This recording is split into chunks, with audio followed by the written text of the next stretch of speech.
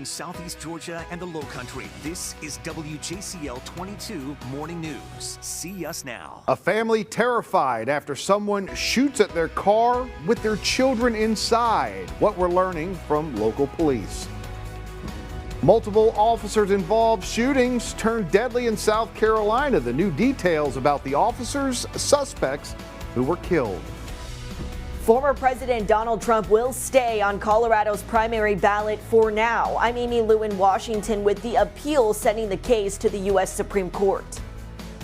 Good Thursday morning. Thanks so much for starting your day with us here on WJCL 22 News. I'm Frank Solkowski. Let's go ahead and get over to meteorologist Jonathan Myers. Jonathan, a very pleasant start to this Thursday morning. Yeah, exactly right, Frank. Should be down the 40s this morning. A little cool outside, 50s for a lot of us as you head out the door for work this morning. A lot of clouds also that are streaming through.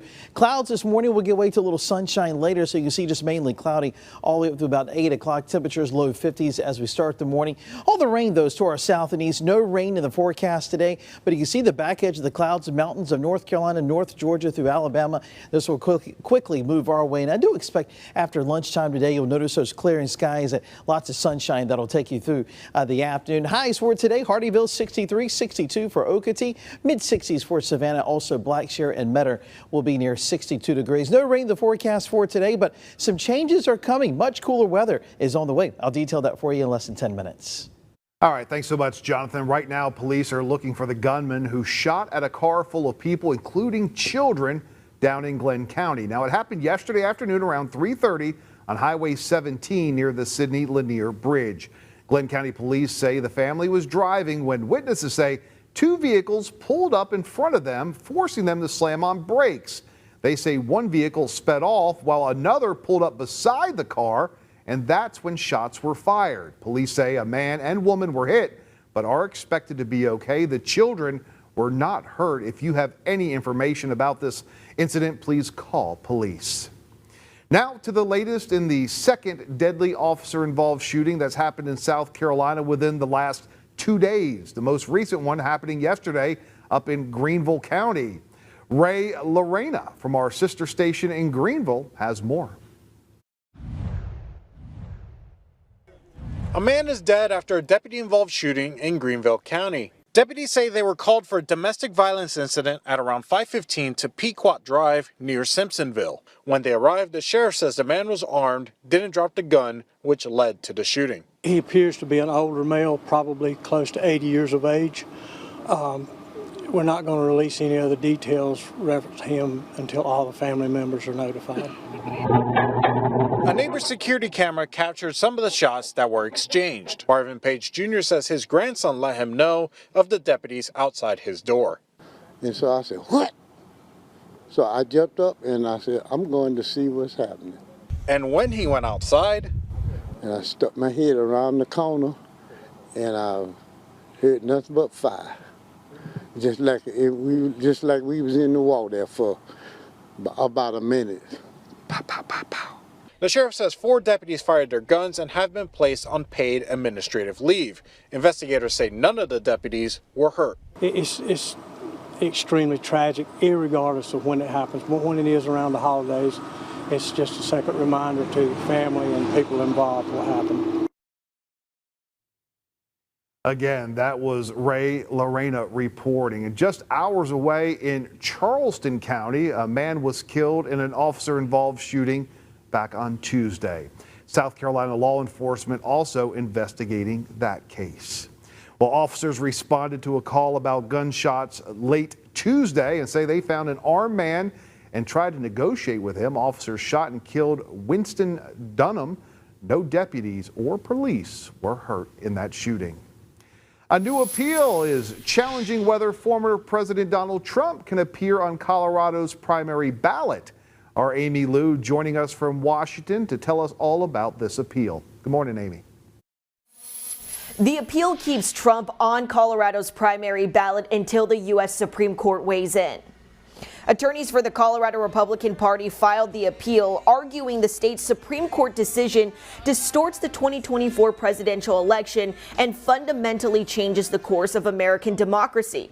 The ruling, made under Section 3 of the 14th Amendment, says Trump violated his oath to support the Constitution and engage in insurrection on January 6, though Trump has never been charged or convicted for insurrection. If he ends up off the ballot in Colorado, it would have a minimal effect on his chances becoming president, but it could open the door for courts or election officials considering similar cases in other must-win states. The U.S. Supreme Court is expected to take up the case after the Colorado GOP's appeal or after Trump makes an appeal himself. In Washington, I'm Amy Lou.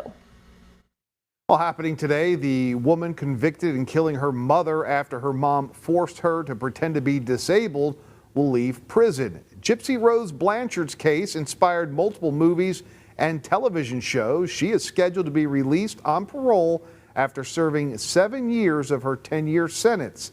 She testified she convinced her boyfriend to kill her mother back in 2015. He is currently serving life in prison.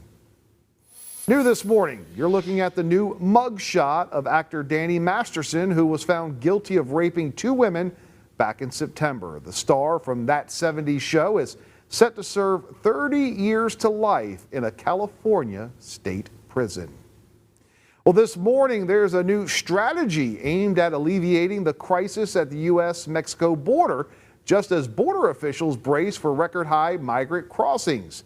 ABC News' Rachel Bade has more.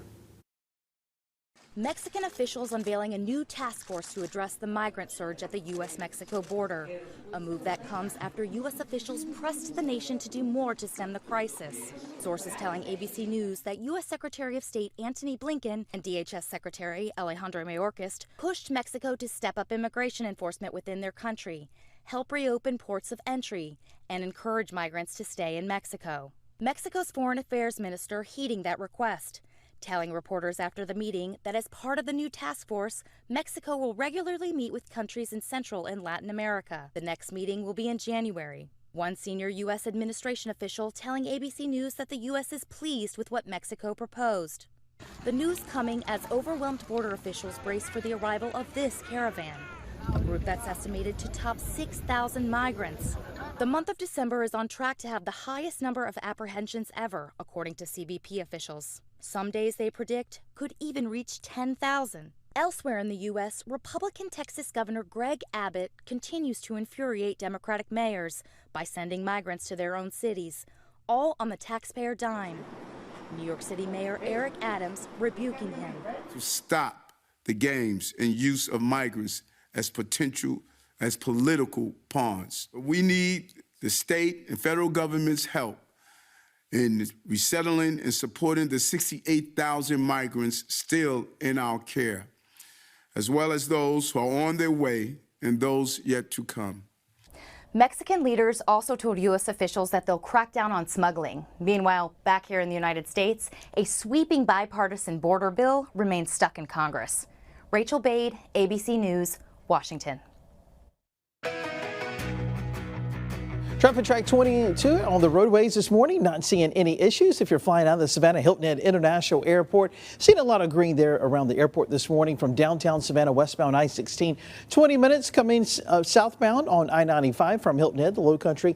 About a 56 minute commute. Hinesville northbound I-95, we're seeing a little more than a 45-minute commute there toward the airport. So no issues. Very light traffic around Savannah this morning. Also up into the Low Country with no accidents. Highway 80 at Coleman Boulevard. This is in Puller. Like I said, light traffic out there this morning. Not seeing much traffic going on as we kick off your Thursday morning. Frank?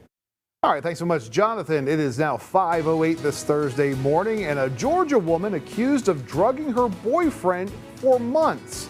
Coming up, you won't believe why police say she did it and how she got caught. Plus, how you can get a free ride this weekend as officials work to prevent drunk driving. Live look, Beaufort Memorial, we're seeing a lot of clouds rolling through, temperatures on the cool side at 54, but some much cooler weather is in the certified most accurate forecast. I'll detail that for you after the break. To keep up with that forecast today, just download our WJCL 22 News app. Your news, weather, and Savannah's classic hits from the 80s and more on Rewind 1079.